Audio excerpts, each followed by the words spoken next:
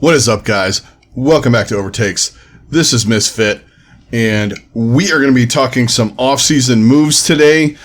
There's been some stuff that happened over the weekend, not a ton, but they were very impactful moves from all of the teams that were involved as far as coaching goes and as far as players go. So we're going to start talking about that today. We're going to dive into it. I'm going to give you my thoughts on, what's going on, what my vibe is with the current offseason. All of my thoughts about the moves, how they're going to impact the teams. Obviously, a couple of the teams that made moves, they gutted their whole roster, so we don't know what's going to happen. Before we do that, though, I'd like to thank everybody out there on YouTube. Thank you very much for all of your support, all of the likes, all of the subscribes, all of the support you've given me. It's greatly appreciated. Thank you very much. If you're new, thanks for stopping by. I do Overwatch League content a few times a week. In the off season, I do a little bit less, depending on, what the news is, what we have going on.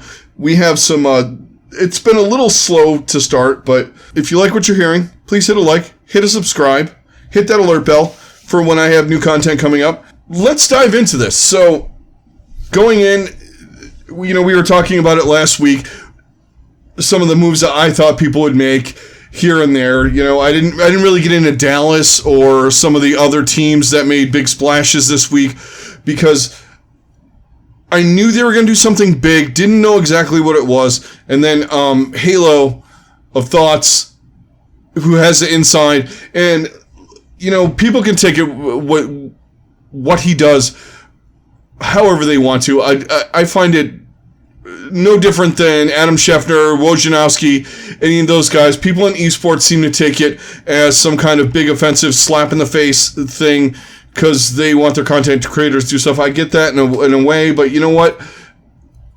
It is what it is.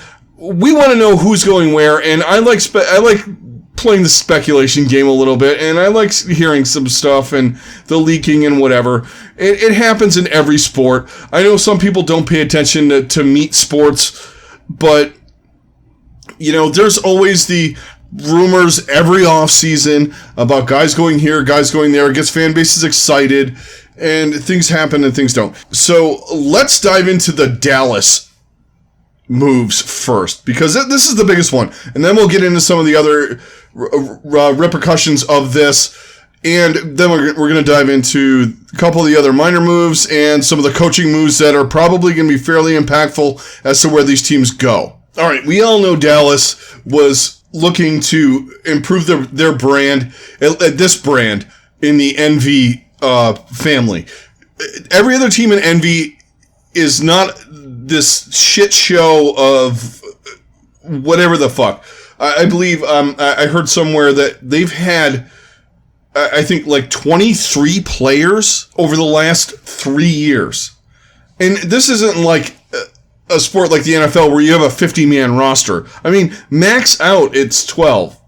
And then this year, as we said in the previous episode, they had 4 or 5 guys that weren't even playing Overwatch. Gamsu was playing Overwatch, but he was looking to make a move eventually. But you had guys like just with bad contracts that were just sitting around playing Valorant, waiting for their fucking contract to expire, sucking money out of the team. You could say whatever you want, and I've already said my piece on that. So they go into this offseason with the, look, we have to improve the brand. This is what we're going to do. So they're going for the Element Mystic team that had Doha and the like on it from a couple years ago. I guess 2019. The 2019 team. So they went out this week. They got Rush. As soon as I saw Rush, I knew something was going on. Now, they got Rush and then they traded. They bought. Let's just be perfectly honest with this. We say trade. It's not a trade.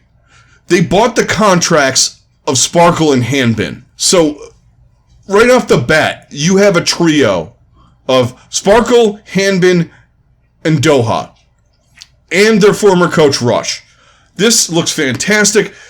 And, Dallas is moving in the right direction. There's other rumors and things going on. I've seen things, maybe Eggsy going there. I've heard some other kind of things. It's very interesting to see where they're going. But it looks like they're going to do as much of the Element Mystic roster as possible from my standpoint, and probably yours too, from what we've been watching over the last week or so, what's transpired.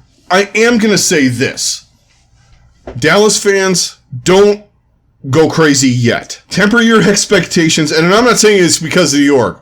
Look, it's all well and good. Sparkle's great. Doha's great. The best person they got out of all three of them is Hanbin, to me. Doha and Sparkle are fantastic, but Sparkle proved that he was really good on Genji. Outside of that, I wasn't convinced. He was okay. Same thing with Doha. Sombra, fantastic. Doomfist, a fucking god. When Dallas needed someone to carry them, and it was probably the culture in Dallas at that point too. Let's be honest. It wasn't toxic, but it was lackadaisical. It was non-invested players, non-invested people that wanted to fucking play Valorant. And I have no time for that. And some of these guys that were on that team didn't either, and which is why Decay left. I can guarantee you that. He left because he has a work ethic. He's here to play Overwatch, and you have Unco and AKM and Trill and all these other guys playing a different fucking game.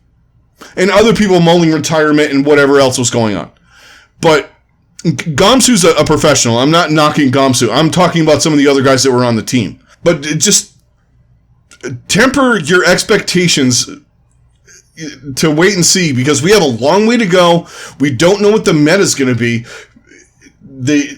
Blizzard has a history of dabbling with the balance of the game a lot. And then we're going to have a whole new game potentially before this comes out. So on paper, this looks like a really good move, but just dial it down a little bit. You haven't won the championship. It looks really good, but remember, take a hard look at the team. These guys are fantastic pickups, but look at where the metas lie and all that stuff before you say, oh, well, Dallas is a shoo-in because they got Element Mystic. Rush is a great head coach. That is the bonus that they got there, in my opinion. Rush and Hanbin, the top moves for Dallas in this. I know Hastro wants to build a winner, and hey, all the power to him. I think he was trying before. He was trying to placate fans a little bit, getting guys in there that were popular and that kind of thing. But now I think he's settled on let's just win, and he's got the pockets to do that. Now, on that note, I'm a little worried about with this current situation during the COVID and post-COVID era that we live in with Overwatch League, that the teams with the pockets who don't necessarily care that they made money or lost money last year are going to be the ones that rake in all of the goods this year going into 2021. I'm worried about the teams that didn't make money. They have, and it seems this way because I'm seeing a lot of teams dumping a lot of players, Paris being one of them. Now, Paris dumped the best roster that they've had, and it's seemingly going back to an all-European roster for some unknown reason. I'm all for mixed rosters. I think teams like, if you look at the teams that win in the Overwatch League, just real quick before I get back onto my actual thought on this, the teams that win, Philadelphia, San Francisco, even if you can dive into teams like Shanghai and a couple other teams that have, it's a mixed roster, Chinese and Korean. Yeah, they're all Asian, but the teams that are good have the best players. It's not necessarily all Korean. It's not necessarily all this or that. Yeah, Seoul was there, all Korean. And I think there's a sentiment of, well, they're from Europe, they should be all European. Look, a lot of you guys watch soccer. Manchester United doesn't have their whole roster lit up with players from England or Manchester. It's not how it works. You get the best guys wherever they're from. The outliers like the NFL. We play football at the best level, American football. Yeah, even if you look at the NBA, there are players from Russia. There's players from, there's been players from China. There's players from all over the world. People pick the best players. You don't necessarily have to go one way or another. Back to my original point with the current state of the way things are going, I'm a little worried about the teams that have less money getting shut out. I don't want it to be a situation like the NFL in the mid-90s where you had the Cowboys and the 49ers and teams with lots of money just buying the players from the other teams that draft them. And then you're in this scenario with 3/4 of the league sucking and the teams with money being the teams that are the best.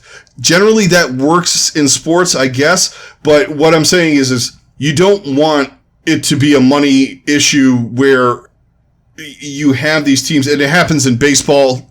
I don't know too much about other leagues around the world, but teams with money, like if you look at baseball, Yankees, Red Sox, Dodgers, they buy players. The teams like the Indians and the Pirates and the Royals develop this talent, but when it comes up for their contract to expire and they're at the top of their game, those teams aren't going to pay them. So those teams swoop in and take the players. I don't want that to happen in the Overwatch League. So I really would like them to come up with some kind of salary cap thing or something like that. Depending on what happens here, I think they need to watch what's going on with these teams like Dallas, San Francisco. San Francisco's pretty set, so I wouldn't really worry too much about them. But some of the teams with a lot more money that are going to try and rework their rosters by, basically plucking players from other teams that not necessarily giving them anything back besides cash. Which is also another thing in esports that's a little different than regular sports. The Yankees aren't picking up guys from somebody and just sending them $16 million or whatever. Yeah, that's more of a free agency thing. But Dallas, I think they're trying to get their team in a good position. Yeah, they have a large fan base, and I think the fan base is slightly disgruntled, especially after this year. I've seen a lot of Dallas fans, and season 1, they were kind of pissed and befuddled and all kinds of stuff like that. Season 2 coming in, there's a little bit more hope after that stage 4, playing the Brigida thing, and they kind of failed in that after they reworked their roster. And this year, same thing happened to an extent. The COVID thing happened. We don't know really what would have transpired. I think they had 5 homestands. They only got through 1. But they were one of the teams that thrived in the home environment, all that kind of thing. They made those moves. They're great moves, but we got to temper the excitement on that a little bit, I think. Other moves that happened. One of the biggest ones, if not the biggest one so far this offseason, in my opinion, is Mag going to the Washington Justice. I think Mag was the best tank player in Contenders. I actually have watched some Runaway, so maybe it's a little... my eyes are biased by just watching them. He is fucking phenomenal. That dude needed to be in the league last year, and... I don't know why he wasn't, but you know what? He's in the league this year. He's with Washington, and they re-signed Decay. I think, and you can hate me for this if you're a Dallas fan, and I don't care. I think that Mag and Decay is bigger than whatever combination that Dallas has right now. Mag and Decay on Washington. Yes, they've gutted their roster as well. I want to see where these pieces fit. There are guys out there like Fielder, all kinds of dudes that they can put in on this roster too. But Washington's another team, a lot of money. They want to have a winner. They tried the older guy, veteran dude kind of route, and it didn't work. They released all those guys, and here they are. I mean, they had some success with Decay and that magic meta falling in their lap. I think Decay and Mag is going to be a good combo. I want to see where they go after that, but I think Mag is the biggest signing so far. He is going to have the biggest impact on this team that was desperately in need of any kind of tank play, which is why the double off-tank meta worked so well for them, because their main tank, Roar, was just not up to par to be in the playoffs. And it's a fantastic move. I'm really depressed that my team was involved in the negotiations when Magan lost out, but you know what? It's okay.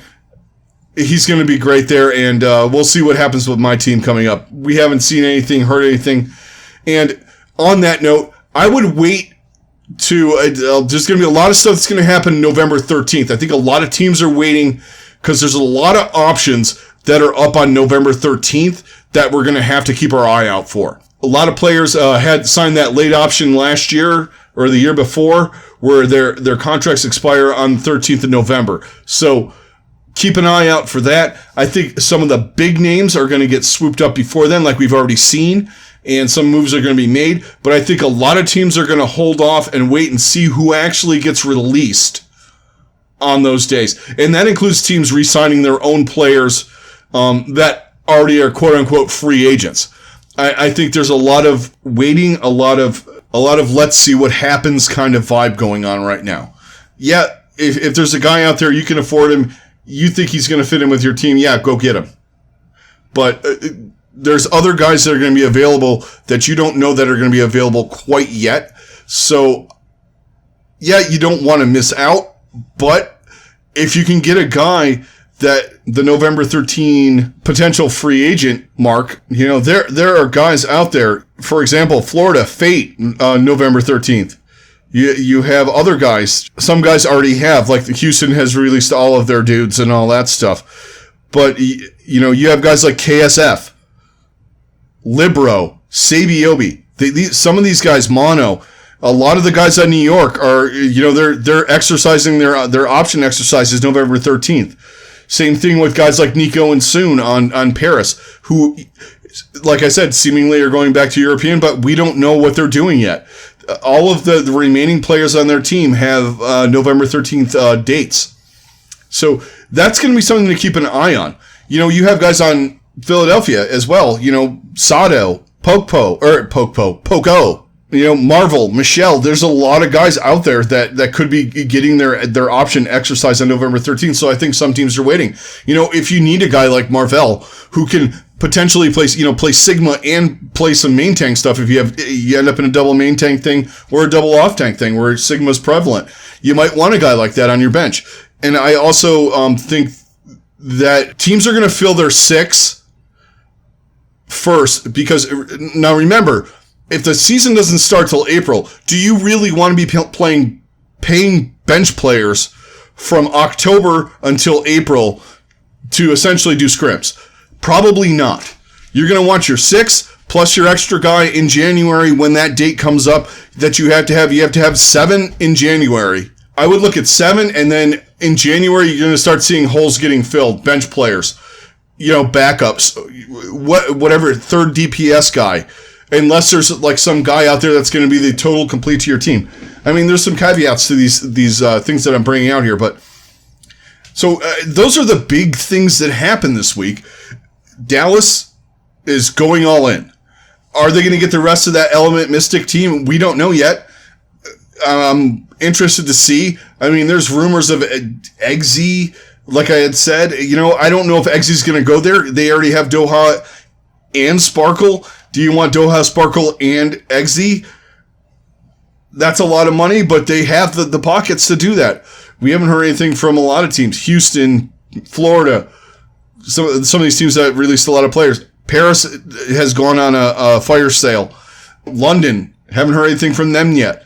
So we got to see what's going to happen. I'm really thinking that November 14th is going to be when you're going to see a lot of stuff happen. You're going to see some stuff happen now, but you know, just temper the excitement with it's like Christmas week kind of, you know, you're waiting for stuff to happen. We're going to see some moves this week, I'm sure, but we're going to see a lot of big moves coming in that November 13th, 14th area where we're going to have teams sign guys that back on their team or let them go. And then other teams are really going to go, especially teams like New York.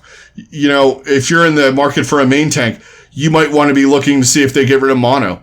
You know, maybe I doubt they're going to get rid of Jonak, Sabiobi, who knows? But, you know, hey, if Sabiobi goes on the market and Jonak especially, if Jonak goes on the market, even if you already have a flex support, you're going to go for him. So some teams I think are waiting around, see what's going to happen. Real quick on the coaching front, we did have a bunch of guys and good coaches jump to other teams.